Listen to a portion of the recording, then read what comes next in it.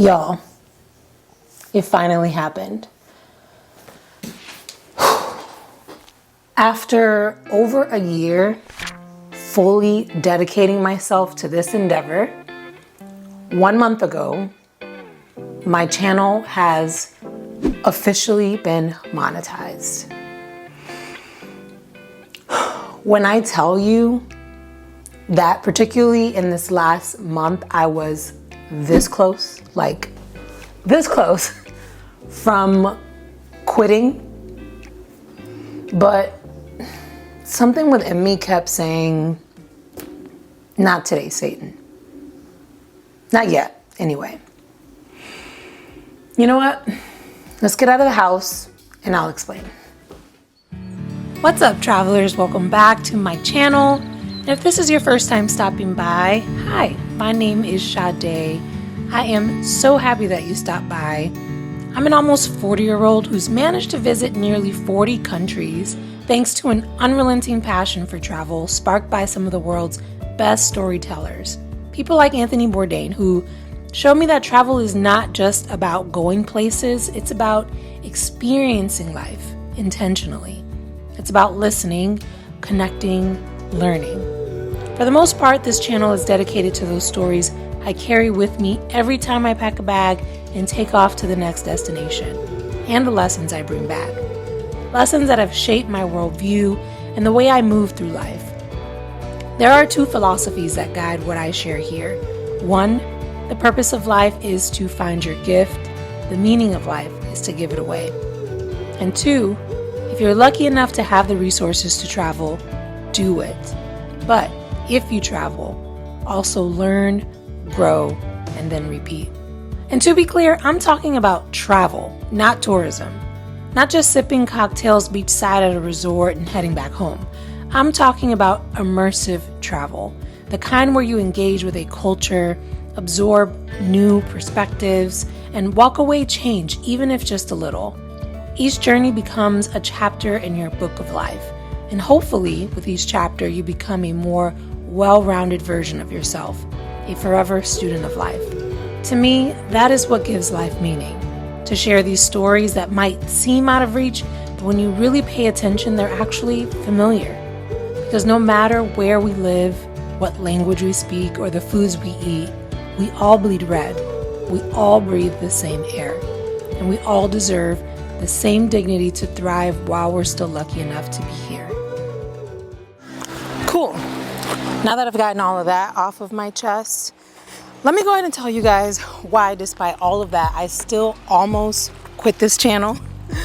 If you see me looking down at my phone, it's because I took a whole bunch of notes and just things that I've been journaling and feelings about my entire this experience that I just didn't want to forget to share with you guys. So anyway, about a year ago, I made a promise to myself.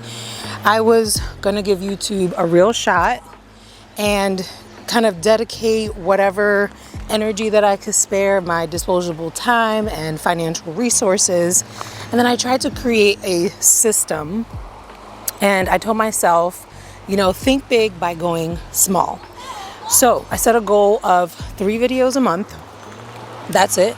That's all realistically I feel like I could sustain, given that I'm still working my full-time job, and we all have life obligations and personal obligations, etc. Literally the bare minimum of adulting that you need to do to be able to stay afloat in what is such a wild ass economy right now.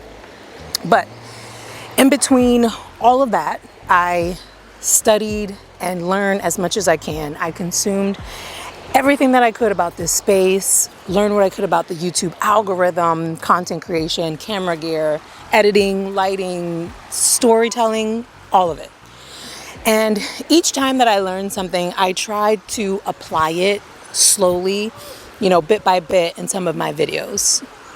That was the intent anyways. Things don't always go as planned, especially when you're having travel videos, and you always leave a little bit of room for spontaneity. But anyways, I tried to stay within this ecosystem to help support me being successful in this space. And so now that I've reached this milestone, do I feel accomplished? Hell no. No. You know, I don't feel like this year has been a total waste of my time. I, on the contrary, still feel very, very proud of myself and for pushing myself and managing to put out videos to the extent of my capacity. And even if it's been messy, even if at times my uploads have been inconsistent, you know, I still feel really good about it. But for every reason not to quit, there's 10 more why I should, right? You know, the numbers don't lie. My subscriber count has been slow to grow, even though growth is still progress. My engagement on my channel has been slow and inconsistent at times, low for the most part. And most days, you know, those indicators of failure, you know, kind of make me feel a little bit like an imposter. Like, okay, I guess the algorithm is telling me that I suck and I should just quit. I don't know. And my reason for wanting to do this video is so we can talk about those so-called indicators of failure and why, even despite all of that, I still feel very strongly like I won't quit. Like, I don't want to quit, and why I can't quit. And if you stick around to the end of this video, if you too are feeling the same as I am, like you're living on the edge of making this decision about whether you really want to pursue being a full-time content creator, I want to ask a few questions that might help you and I both reframe our journey. And everything I'm going to say, trust me, I'm not just asking these questions of you to think about, I'm also asking them of myself. Let's pause and let me ask a real question right now. Like, why create? Why do any of us feel the need to create anything? Something, especially when sometimes those things can be hard. The reward isn't entirely immediate for most folks. And when you feel invisible in a sea of other creators doing the exact same thing that you're trying to do. What inspires someone to create? Lately, I've been reading this book called A Creative Act, The Way of Being by an author called Rick Rubin. And y'all, that book has seriously been shifting me. You know, something inside my mind and my heart and the way that I think of myself as a creator. He starts by opening the book by saying a simple yet powerful truth, in my opinion. Everyone is a creator. Not just artists, not just musicians or filmmakers. Everyone. We're all creators because he says creativity is the fundamental aspect of being human. He says that just by living our everyday, ordinary state, we are already creating. We're creating our experience of the world. We're creating and shaping how we feel and see and connect with reality. We are composing a lens, if you will, through which we understand our lives. He talks about how your entire life, your style, your home, the foods you eat or cook, the way you speak, that is all a form of self-expression. And when I read that, I was like, damn, you know, that's absolutely true. When you're not even trying, you're creating. And that hit me because I've always known and felt that I had a strong creative streak. Since I was a kid, I would binge watch shows on HGTV and take that inspiration into kind of rearranging my bedroom constantly as if it were a blank canvas, you know, just to add a sense of newness and, you know, a burst of energy in the space just by rearranging a little bit of furniture, adding some decor here and there. We've all been there, scrolling through Pinterest and getting a spark of inspiration for our home or our style or our hair, you name it. Another thing I would do as a kid is I would dance everywhere. Full on choreography in the living room, at family parties. Me and my cousin, you know, that was our stage. We would love performing for our friends and families as if it were the main event of the party. In school, I also did lots of cheering and dancing as a hobby, and it was my identity all throughout high school, some of college. And then I actually went on to perform and get a job at Disney as a performer. Yeah, that Disney. I auditioned and I got a role performing in parades. I did some stage shows and even performed in the Festival of the Lion King, which was like such a dream of mine. And when I tell you that, like, I absolutely loved performing, I felt, you know, when I was performing, I felt like the most alive and the most me. Such a great time and memories of my life, that period. And then, you know, as we all do, we grow up and life evolves. And then I found that I had this passion for travel. You know, that kind of took more of the forefront and started to kind of take over most of my interest. I found myself watching other YouTube creators, people just like me. And I realized something in doing that. You know, I realized that travel content is also a form of art. Not just where they went, but how they told the story, how they use the light and the sound and the music to create a feeling. That's the hope.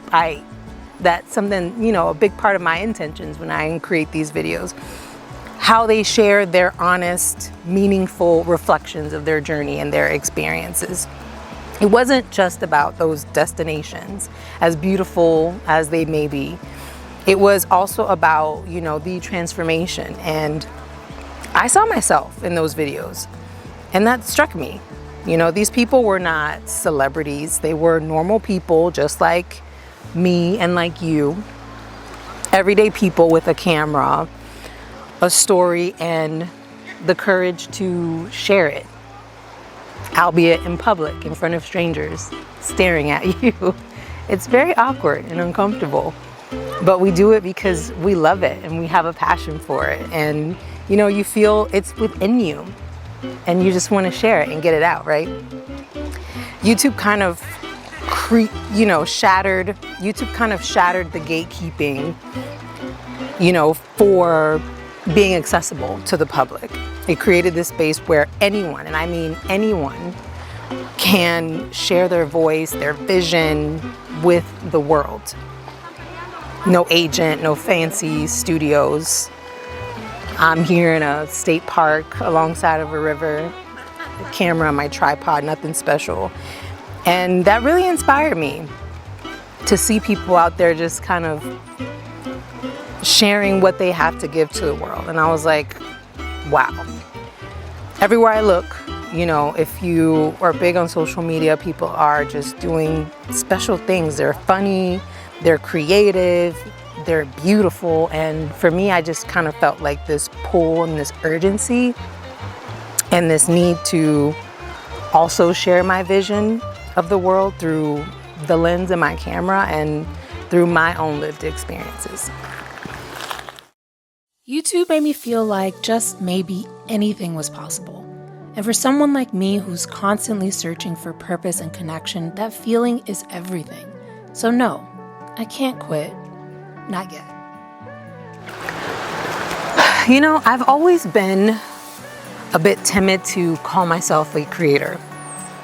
Like, even just saying that now, I feel my innermost self clamming up. You know, I feel vulnerable. I feel myself kind of shrinking, if you will, and low-key cringing a little bit. Why is that? Why is it that I'm so afraid to just say that I'm a creator? I've been doing this for over a year now, sharing my experiences, my stories, staying consistent, and even now saying I am a creator just feels a little stupid. It feels a little pretentious, I must admit, and even a little bit unworthy. Oof. Like maybe I'm, again, an imposter playing dress up in a role that is someone else's, you know, and waiting for someone to say to me, girl, like, who do you think you are? Who do you think you are that you could do this? But here's the thing. Just as creativity is deeply rooted in what it means to be human, so is self-doubt. And that's what makes this part of the journey so difficult, because it's tender, right? It's so personal. In the book that I was telling you guys about earlier, The Creative Act by Rick Rubin, Rick Rubin says that self-doubt lives within each of us. You know, that our flaws and our imperfections, they're not just things to overcome. They're what makes us interesting as humans. Self-doubt and these kind of flaws that we have as humans is what makes our art not only interesting, but gives our art humanity. We create from who we are. And so when we share something we've made, you know, especially something that is near and dear to our heart, and you hit that publish button, it's not just content that you're putting out there, it's a small piece of us that we put out there for the public to judge, watch, criticize. And so when you get any kind of negative feedback, it's not just about like the lighting and the sound and the editing, all these external things that you can fix and work on and improve upon, but it cuts to your core because it feels like an attack on your being. And that's why this path, I think, can be so hard, because it requires so much vulnerability and so much willingness to really be seen and to be heard. Rubin also says that if your fear of judgment outweighs your desire to share your work, maybe then your desire to protect yourself is stronger to your desire to create. And that was a really hard truth to swallow. So I asked myself, is my passion for creating stronger than my fear of being judged by strangers?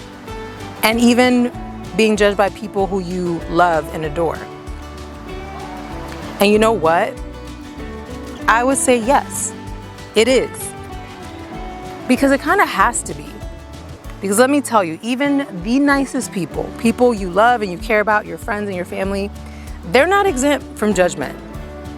Sometimes it is the people you love and admire most who just will minimize this whole thing, will not understand it, will question it. But at the end of the day, this path that I've chosen, it's not about talent or skill or perfection. It is a choice that we're making. A calling that, you know, you have decided to answer in this moment in time in your life. And as Rick Rubin says, adversity is a part of the process of any kind of challenge or endeavor that you're willing and open to face. You're gonna confront some adversity. So I sat with that. I really sat with that question and really tried to dissect whether this is something that truly gives me joy. And I realized that though it hurt me, you know, though it doesn't feel good to feel like you're not doing a good job, because this isn't just a hobby anymore, right? I've been doing it for over a year now. It's now become kind of an extension of myself and an extension of my heart and the joy that it brings or injects into my life. And I may make mistakes. I know that I will. Some of my videos will flop and not land, and I'm still learning, you know, and that's okay. And yeah, some of the choices that I choose to make are gonna create some negative feedback, from viewers. And I can choose to not take that feedback as a personal attack, but just a part of the process. A part of me building and improving upon this craft, because this thing that I'm sharing on YouTube, that's just it. It is a shared experience. My channel, yes, belongs to me, but it belongs just as much to you, to everyone watching, to people who are listening and engaging and feel inspired, or, have a thought, whether positive or negative, about something that I'm sharing. Like any relationship, things can get messy. And it also gets beautiful. It also can be beautiful, and it just requires some grace. Some grace from my behalf, and hopefully you'll be lucky to receive some grace from the person on the other side of the camera. I started this channel to share the joy, the beauty, and the lessons I've gathered while traveling. To bring those moments to others, to connect on something deeper than just where I went. Despite the self-doubt, fear, and the inner critic shouting from the sidelines, I still feel compelled to keep giving myself to this work because it brings me joy. And maybe, just maybe, it brings you joy too. And right now, that's enough. That's still reason enough to keep going. So, now that we have somewhat addressed our inner saboteur, what about the external ones? The ones that can just as easily derail your creative path. And let's be real, in my case, I still work a full-time corporate job, and that job demands a lot of mental bandwidth. I have not ever ran a marathon in my life, but my brain, I feel, is doing ultra marathons daily. And the race doesn't just end, when it's time to clock out. It keeps running. My thoughts are running in the shower, while I make food, while I'm trying to sleep. It haunts my dreams sometimes, until the alarm clock tells me it's time to get up the next morning and start all over again. And that shit is exhausting. Trying to juggle job obligations, personal responsibilities, and still creating meaningful content is fucking hard. March, April, May, we're in now. These last few months have particularly been brutal. I genuinely ask myself every week, should I quit this channel? And honestly, those thoughts broke me. It crushed me in a way that made it clear that I'm not ready. I'm just not ready to walk away from this. Not yet. But man, has life not made this easy? Like a lot of people, there's been so much uncertainty going on, especially with the economy being shaky. I have a job, a quasi-federal job in DC, and with that has come a lot of layoffs in my space, budget cuts at work, a changing from work to home, back in the office schedule. Like, shit has been crazy. And my anxiety these last few months have been through the roof. 6 months ago, I felt like I had more balance in my life. I was working from home more often, saving many, many hours of having to commute, or not having to commute rather, and using that time to clock out of my job and then check in with my personal life. Time that I used to learn, to rest, and to create. I'd log off, close my laptop, and jump into a grad school assignment when I was still in grad school, or taking Hindi classes, a language that I've absolutely fallen in love with these past few years, especially with my experience living in India, and still want to return to someday. But lately I've had to press pause on those other endeavors because I wanted to make space for this channel, and I wanted to make it my priority. I even made a video a while back on how to balance a full-time job while building, a small YouTube channel on the side. If you haven't seen that video, click this link right up here. Be sure to check it out. And I call this channel my part-time gig, but the hours that I put in say otherwise. The time in scripting, filming, producing, it is a lot.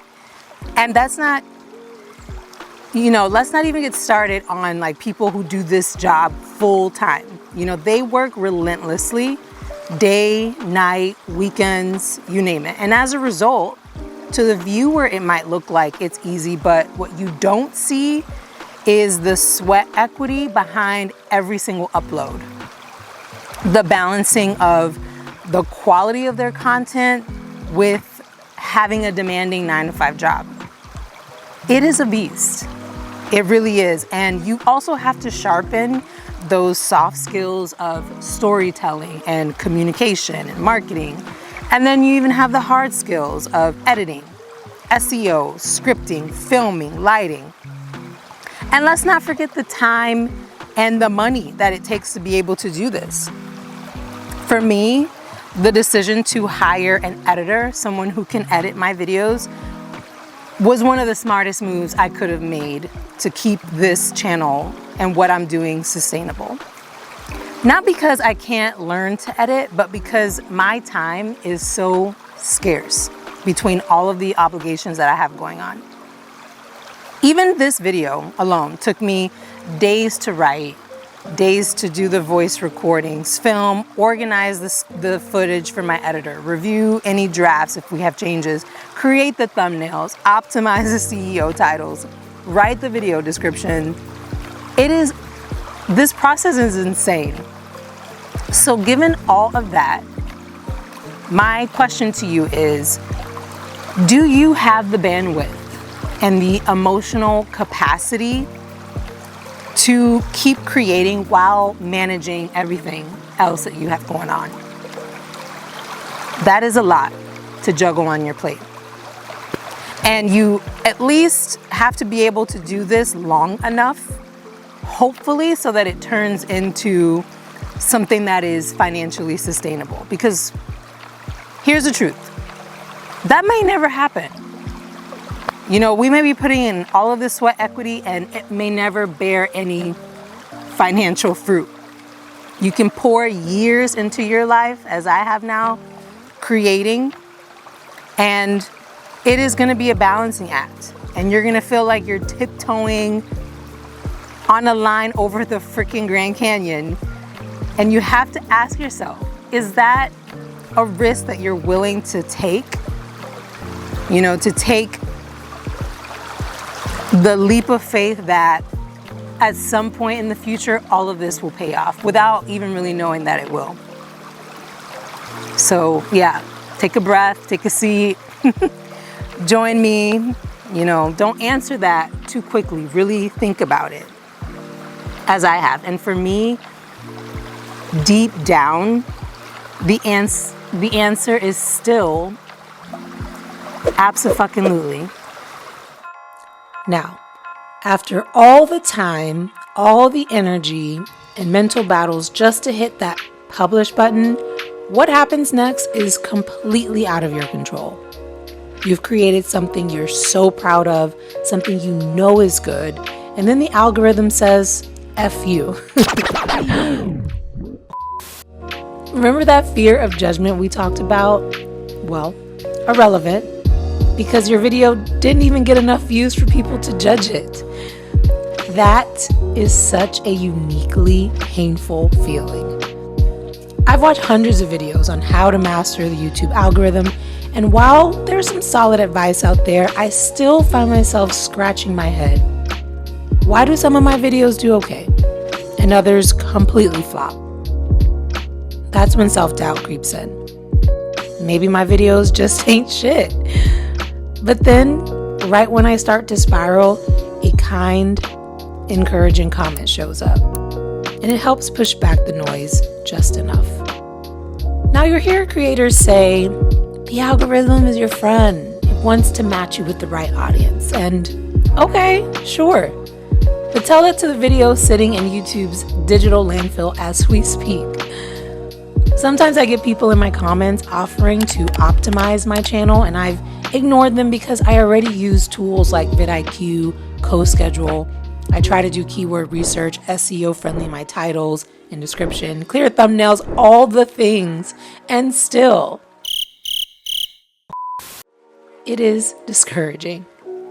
Let's just call it what it is. And no, I'm not chasing virality. That's not my goal.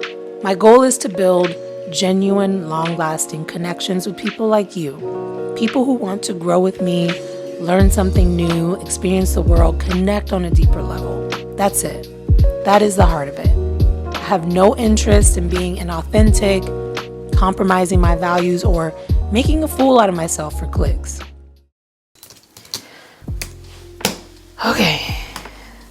All right. Let's wrap this video up because I know it's getting quite long.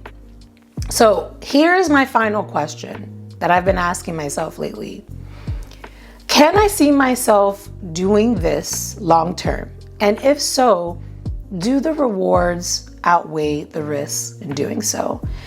And when I really sit with it, when I compare what I have to give to this channel versus what I want to give to my day job, this right here, you and me having this conversation, feels the most like freedom.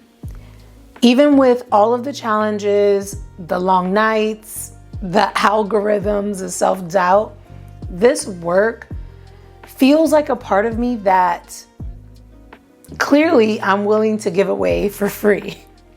Because what I get in return, I feel is so much more. Freedom.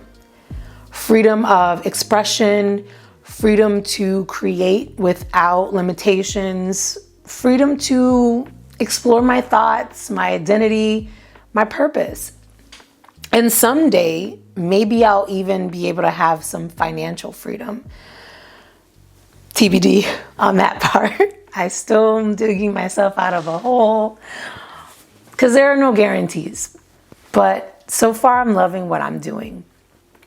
And I'm being responsible, first and foremost. But the author writes, there are always good reasons not to continue. And he's right. But you and I, we have free will. You don't have to pick up another camera again. You don't have to design not one more thumbnail, stress about titles, or even script another word. You and I can stop right now. We have that power. But how does that make you feel? Really, how does that make you feel? Because whatever your answer is, there it is. There is your truth. And for me, I know that I would be much happier creating than not. I know I don't need to feel confident today because confidence is earned over time. I just need to have courage to keep going. And if the day comes where this channel and creating in this way no longer brings me happiness, I can stop. Or I can evolve, maybe start on a new path. I get to choose. That's the beauty. That is the freedom in being a creator. It is our choice. It may not always be the choices we want, but we still have a say at the end of the day. And those choices help to shape our destiny. The author says that our work embodies higher purpose and that we are a conduit for the universe, which sounds so beautiful. So my advice is to stay close to a path that feels like light, a path that feels the most like freedom and where you feel like your most essential self. And if you and I can do that, I think we'll be okay. I think we'll be okay. So, thank you guys so much if you stuck around to the end of this very long video. And, you know, thank you for giving me just the space to be able to release.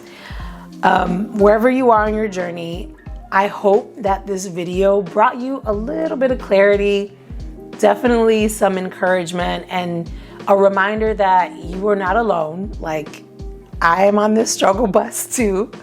We're in this together. All right.